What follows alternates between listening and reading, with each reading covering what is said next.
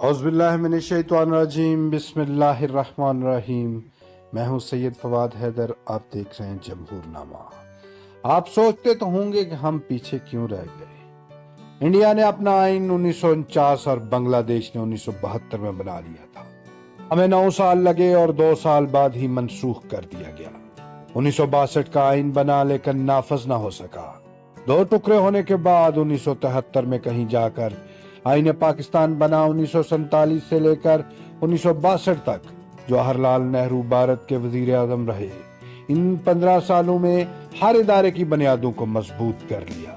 दूसरी तरफ पाकिस्तान में 1958 तक 7 वज़ीर आजम घर जा चुके थे, जिस पर नेहरू कहा करते थे कि मैं इतनी धोतियां नहीं बदलता जितने पाकिस्तान में सरबराह बदल दिए जाते हैं। बांग्लादेश में 1971 से 1990 तक 9 वज़ीर आज़म आजमाए गए, लेकिन फिर 2 औरतों ने मुल्क को इस्तेहकाम देने की ठान ली।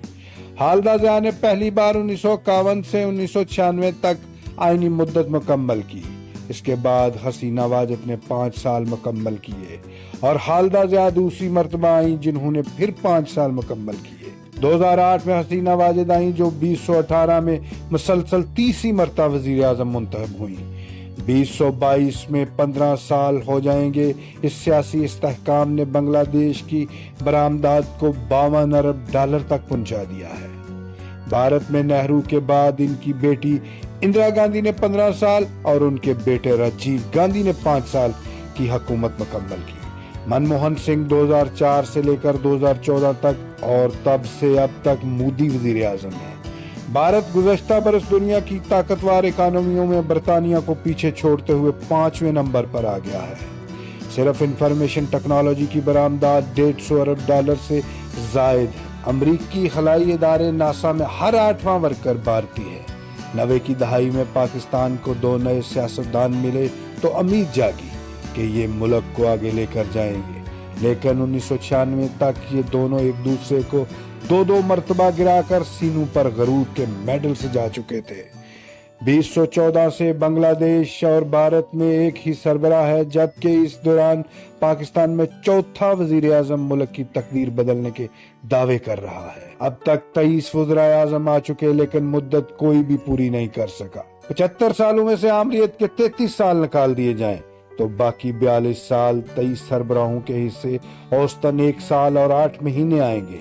नतीजतन डिफाल्टर होने के हैं।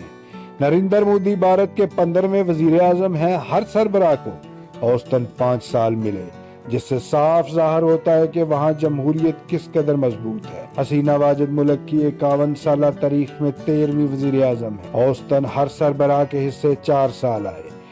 बतौर मुसलमान हमें दूसरों की तरक्की से हरगिज हसद नहीं, लेकिन पाकिस्तानी होने के नाते अफसोस जरूर है कि तबाही के दहाने पर खड़े हैं, लेकिन फिर भी सबक सीखने की बजाय एक दूसरे को नीचा दिखाने की कोशिश में लगे हैं।